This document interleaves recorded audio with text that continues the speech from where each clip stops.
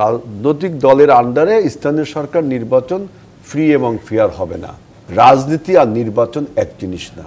ভালোটাকে আপনি এক্সাম্পল নিতে পারবেন, বাটটারে বাদ দিয়ে খারাপটারে বাদ দিয়ে। আজিজুল বারী হেলাল, এই যে খারাপগুলোকে আমরা বাদ দিতে চাইছি, সেই খারাপগুলোকে আমরা বাদ দিতে পারছি কিনা? সরকারের আনুকূল্যের দল, এই তকমা আসলে আমরা বাদ দিতে পারবো কিনা নতুন রাজনৈতিক দলগুলো থেকে? ভাই যেটা বলতে চাইছে এটা কিন্তু আপনি আসলে বুঝতে পারছেন কিনা আমি জানি না, যে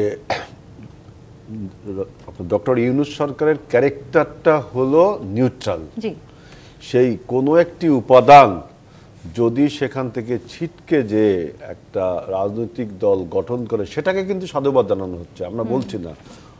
পত্রপত্রিকা টেলিভিশনে বলছে সেটা হলো আপনার কিংস পার্টি। এখন বলতে পারেন কি জন্য, যে রাজার অনুগ্রহে, অর্থাৎ ডক্টর ইউনূসের অনুগ্রহে, এখানে ইউনূসকে সিম্বলিক রাজা ধরা হচ্ছে, রাজার অনুগ্রহে যে দল গঠিত হয় তাহাকে বলা হয় কিংস পার্টি। এখন বলতে পারেন যে তাহলে বিএনপি, জাতীয় পার্টি, এগুলো কিংস পার্টি না। ডক্টর ইউনূস যদি আজকে দল গঠন করতেন, তিনি যে রাজনৈতিক কর্মসূচি দিতেন, সেটাকে কিন্তু আমরা কিংস পার্টি বলতাম না। কিংস নিজেই এখানে দল গঠন করছে, জনগণ সেটাকে মানছে কি মানছে না। এখানে ডক্টর ইউনূসের ছত্রছায়ায় দল গঠন করছে, আমাদের কিন্তু এ বিষয়ে কোনো বক্তব্য নেই। এটা বলছি জনগণ কিভাবে নেবে, অনেকে একে কিংস পার্টির নাম দিয়েছে।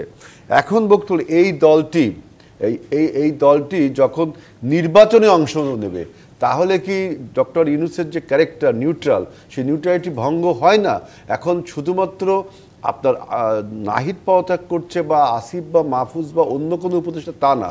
টোটাল উপদেষ্টা পরিষদের কেউ যদি আপনার নির্বাচনে অংশগ্রহণ করে, পদত্যাগ করে হোক, করলে তারপরেও সেটা নিউট্রালিটি থাকে না, কারণ এই উপদেষ্টাদের সম্পৃক্ততা রয়ে গেছে। আমির হোসেন মাহমুদ চৌধুরী বলেছেন আওয়ামী লীগের গন্ধ পাচ্ছেন নতুন দলের মধ্যে, তাই কি? না শোনেন, এটা তো বলছে যে আওয়ামী লীগের গন্ধ পাচ্ছে, মানে কি? এইখানে একটা বক্তব্য আছে যে আমাদের যে আপনার এলজিআরডি উপদেষ্টা আসিফ মাহমুদ বলছেন যে আপনার স্থানীয় সরকারটা আগে করতে হবে, বলছে না? এখন দেখেন, অনেক বক্তা আমি দেখলাম বলে যে রাজনৈতিক দলের আন্ডারে স্থানীয় সরকার নির্বাচন ফ্রি এবং ফেয়ার হবে না।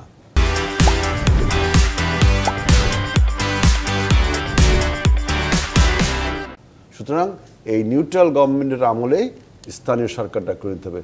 তো এখন দেখেন, স্থানীয় সরকার মন্ত্রণালয়টা, এটা হলো একজন আসিফের আন্ডারে, অর্থাৎ একটি রাজনৈতিক দলের ছত্রছায়া আছে এই মন্ত্রণালয়টা, তাই না?